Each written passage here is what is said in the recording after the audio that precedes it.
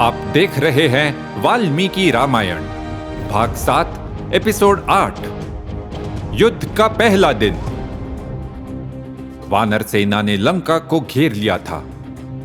वाल्मीकि जी कहते हैं, वनों और पहाड़ों से घिरी लंकापुरी अब वानरों से घिर गई थी।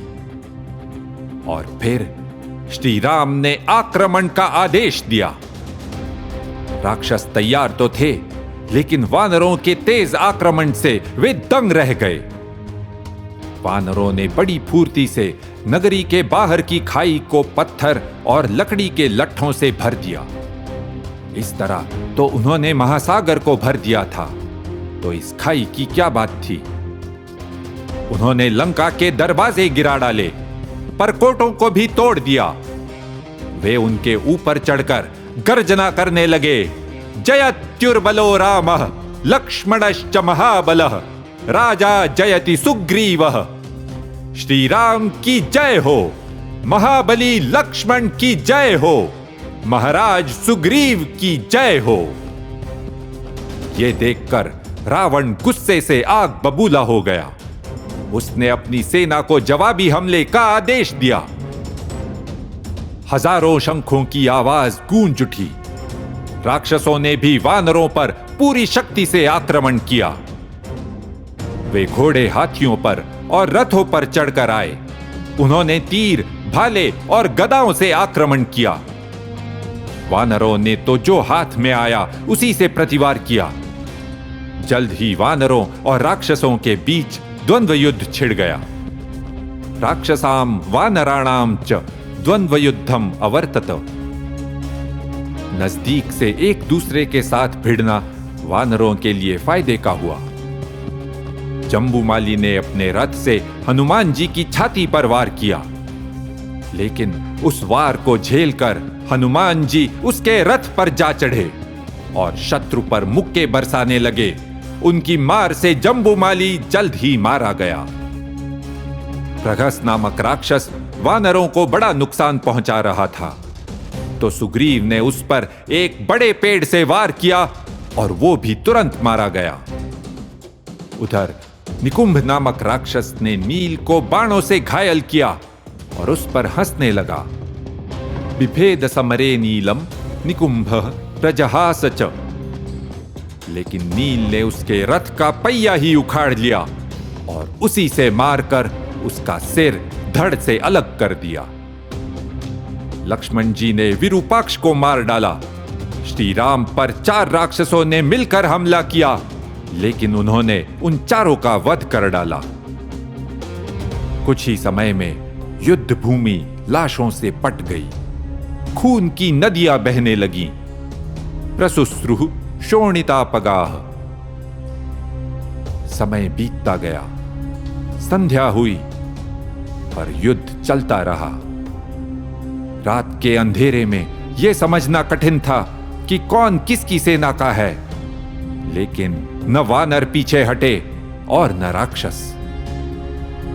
युद्ध भूमि से भयंकर आवाज आ रही थी। नगाड़ों की आवाज, शंखों के घोष, रथों की गड़गड़ाहट और घायल सैनिकों की चीख पुकार। राक्षसों ने एक बार फिर श्री राम पर हमला किया। महापार्श्व, महोदर, शुक, सारण और अन्य राक्षस एकजुट होकर आए, लेकिन श्री राम के बाणों से घायल होकर वे सब भाग गए। इंद्रजित के साथ अंगद भिड़ गया। उसने इंद्रजित के सारथी को मार दिया और रथ तोड़ दिया। इस कारण उस राक्षस को पीछे हटना पड़ा। वानरों के लिए यह बड़ी जीत थी। सभी ने अंगद की सराहना की। लेकिन अब युद्ध में एक अलग ही मोड़ आने वाला था। इंद्रजित फिर लड़ने आया। वो मायावी युद्ध करने में माहिर था। उसने स्वयं को छिपा लिया, अदृश्य, और फिर श्री राम और लक्ष्मण जी पर बाणों की वर्षा करने लगा। इंद्रजित अदृश्य कैसे हो गया? अदृश्य होने का अर्थ है कि इंद्रजित कहां से वार कर रहा था, इसका कोई पता नहीं लग रहा था। हो सकता है उसके बाण हवा में दिशा बदलते हों। इंद्रजित के बाणों से श्री राम और लक्ष्मण जी घायल हो गए। वे अपने हाथ पैर तक नहीं हिला पा रहे थे, मानो उन्हें रस्सियों से बांध दिया गया हो। हनुमान और अंगद सहायता करने के लिए आए, लेकिन उन्हें भी इंद्रजित तो दिखाई ही नहीं दे रहा था। इंद्रजित लगातार हमला करता गया। उसके तीरों से बचना असंभव था। जल्द ही श्री राम और लक्ष्मण जी के घावों से बहुत खून बहने लगा। तयोः शतजमार्गेण सुस्राव रुधिरम बहु। इंद्रजित जोर से गरजा, अब मैं तुम दोनों को यमलोक भेज देता हूं।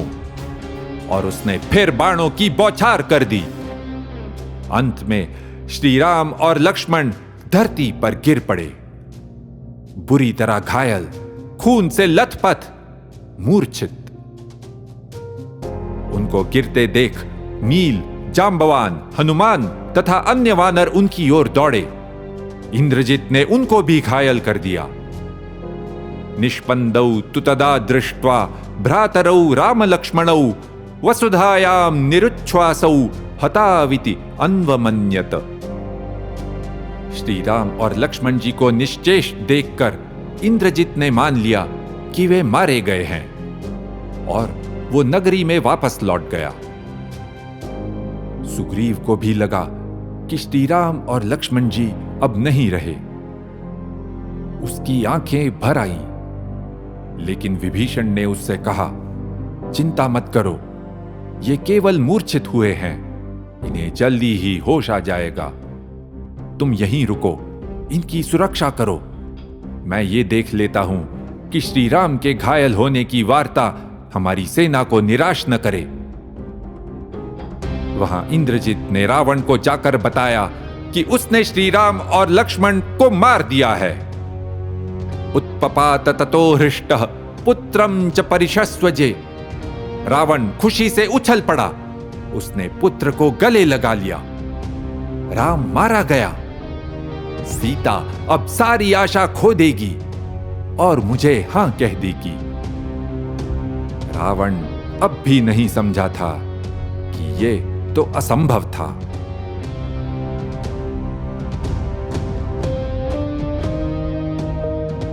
इति ह आस, ऐसा ही हुआ था।